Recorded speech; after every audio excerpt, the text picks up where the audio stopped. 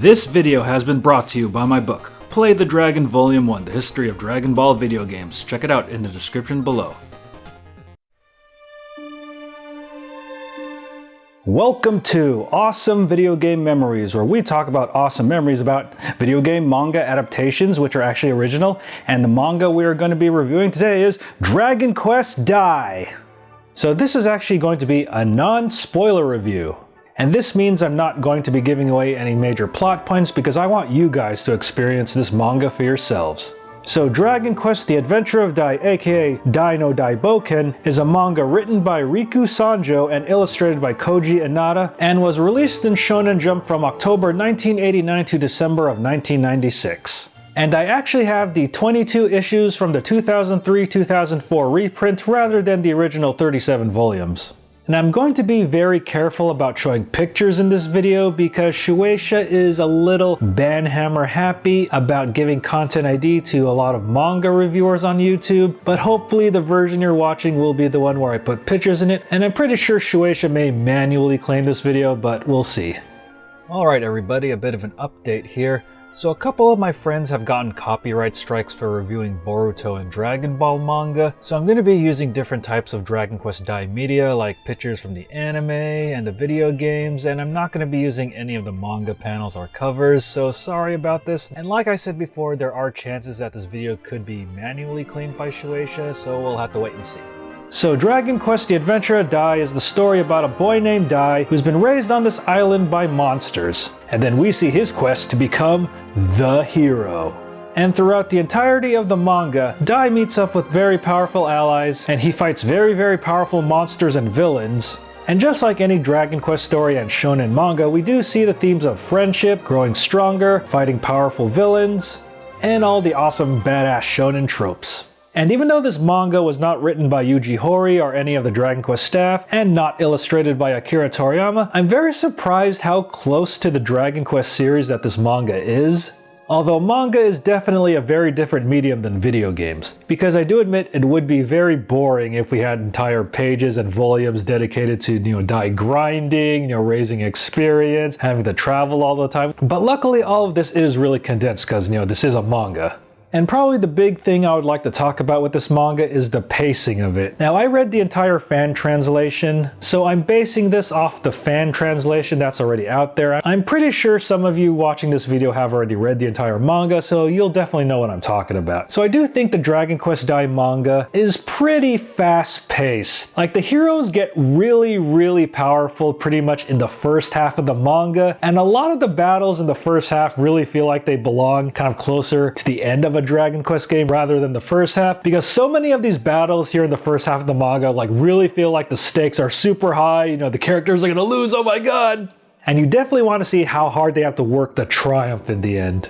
And now I kind of do have to bring up my major gripe with the manga, and I think some of you may disagree or agree with this, but since the manga is so fast paced and the heroes get so strong in the first half of the manga, the second half of the manga kind of loses a bit of steam. Now don't get me wrong, it's still very good, it's still very exciting, but the problem is it feels like the heroes are just so powerful that there's not as much suspense in the second half of the manga. And you can kind of tell Riku Sanjo had a bit of difficulty trying to make sure this manga stayed interesting. And I will have to say the character designs of Dragon Quest Dai are among the best I've seen in the Dragon Quest series, even though they weren't illustrated by Toriyama. I do have to say Dai and the heroes look really cool, but the really cool illustrations are the villains. Like holy crap, the villains are so well drawn and they look so menacing and amazing looking. Because at the beginning of the series we do see the main big bad guy, but then after that we see his boss, the bigger baddie, and his design is really cool looking, and you can tell it's not a Toriyama design, but it just fits the Dragon Quest mythos so well. And then his final form at the end of the series is holy crap, this is probably the biggest Dragon Quest end boss ever.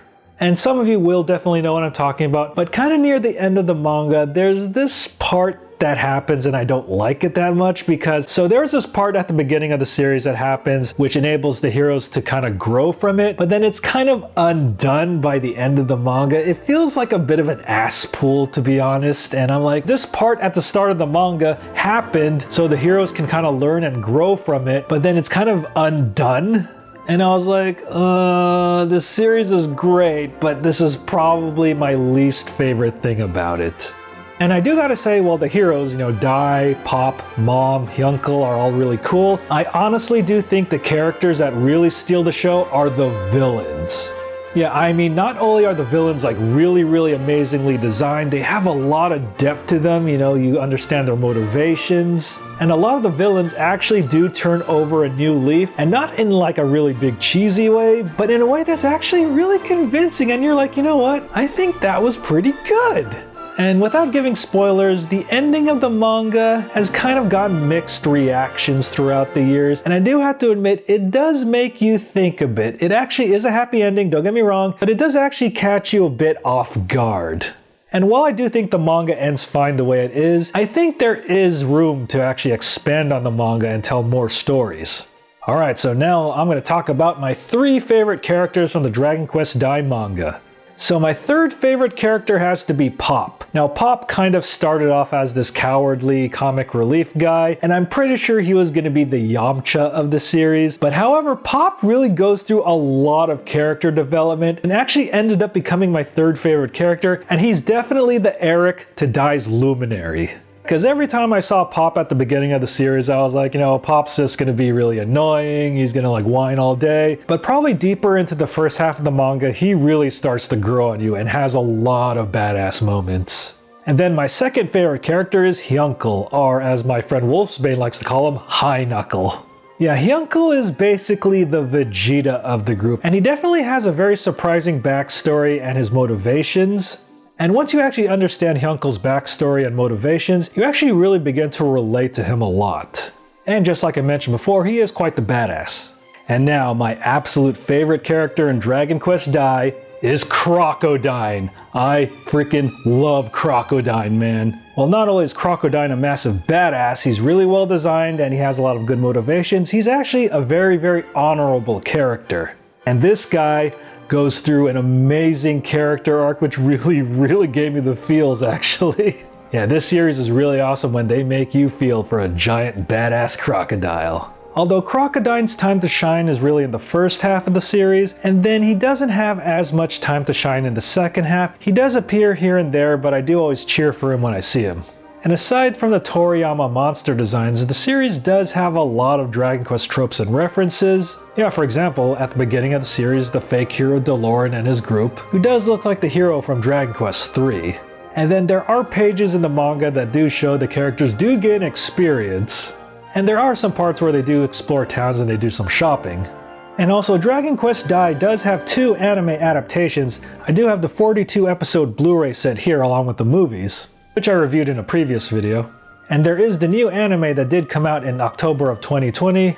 And if you're looking for a physical or a digital copy of the manga to own, sadly it's not licensed here in the US at the time of this recording, hey Viz, good opportunity for you.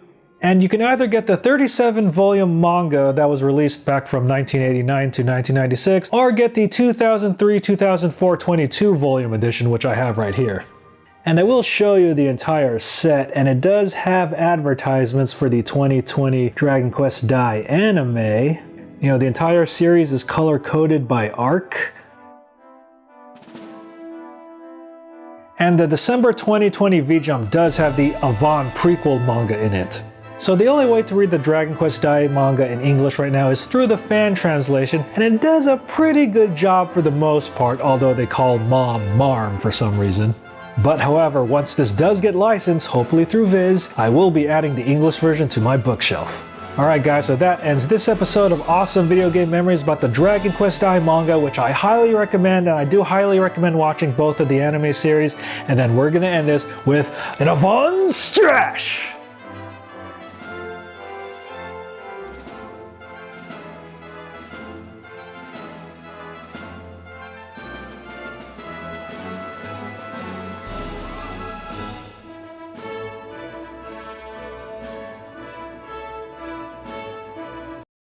Thanks for watching, and I hope you enjoyed this video. Make sure to like, comment, and subscribe, and make sure to check out these other videos, and also make sure to follow me on social media and check out the official Battle Geek Plus website. Take care.